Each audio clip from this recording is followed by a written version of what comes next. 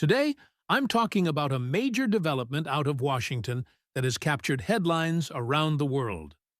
On December 15th, President Donald Trump signed a historic executive order that formally classifies the synthetic opioid fentanyl and its precursor chemicals as a weapon of mass destruction.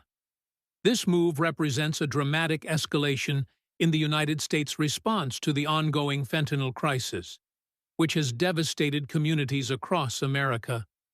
In his announcement from the White House, President Trump said that illicit fentanyl is closer to a chemical weapon than a narcotic, and that this step was necessary to protect the American people from the scourge of deadly fentanyl flowing into the country. He emphasized that even tiny amounts of the drug, just a few milligrams, can be lethal, and argued that the scale of death and destruction associated with fentanyl justifies treating it as a national security threat. The executive order goes beyond symbolic language. By designating fentanyl as a weapon of mass destruction, the administration is empowering federal agencies with broader authority to combat drug trafficking. Intelligence resources typically reserved for counter-WMD operations can now be redirected toward tracking and dismantling international fentanyl distribution networks.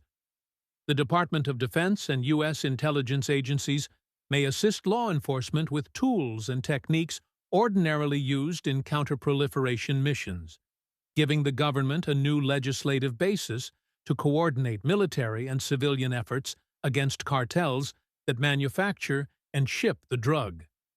In the text of the order, the White House asserts that organized criminal networks and drug cartels are not only supplying fentanyl, but also funding assassinations, insurgencies, and acts of terror around the world.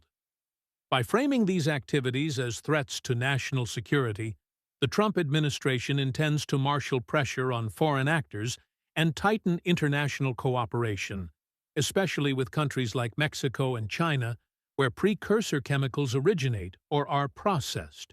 Critics of the executive order have raised concerns about its implications. Some experts argue that classifying a public health crisis as a WMD threat stretches the concept of what a weapon of mass destruction really means, and may blur legal boundaries between military authority and domestic law enforcement. They point out that while fentanyl is deadly and its overdose toll is high, there is little evidence of it being used as an actual weapon in the sense of a chemical agent deployed in warfare or terror attacks. These critics worry that the rhetoric may be more about political optics than about effective public safety strategy. Supporters of the president's move, meanwhile, praise the bold stance as a necessary response to the scale of harm caused by fentanyl. They note that hundreds of thousands of Americans have died from opioid overdoses in recent years, and see the new designation as a way to elevate the crisis to the highest levels of national priority. The executive order also directs federal agencies to take more aggressive action against fentanyl trafficking. The Attorney General is tasked with prioritizing prosecutions and strengthening penalties for those involved in the manufacture and distribution of illicit fentanyl. The Secretaries of State and Treasury are instructed to pursue financial sanctions against entities linked to the drug trade, seeking to disrupt the economic networks that sustain international cartels. In addition to the domestic response, the order signals an expanded international posture. The United States is using the new classification to justify increased pressure on foreign governments to curb the flow of fentanyl precursor chemicals.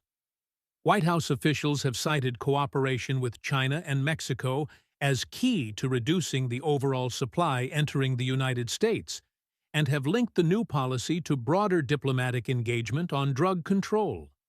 This development has sparked debate across the political spectrum. Some see it as an innovative legal tool to hold traffickers and their enablers to account. Others worry about civil liberties, military involvement in drug policy, and the potential for mission creep if counter-WMD authorities are applied to issues traditionally handled by public health and criminal justice systems. As federal agencies begin to implement the new order, its real-world effects remain to be seen. Questions persist about how this designation will affect incarceration rates, international cooperation, and the balance between enforcement and treatment for addiction. Will this approach lead to meaningful reductions in overdose deaths? Will it open the door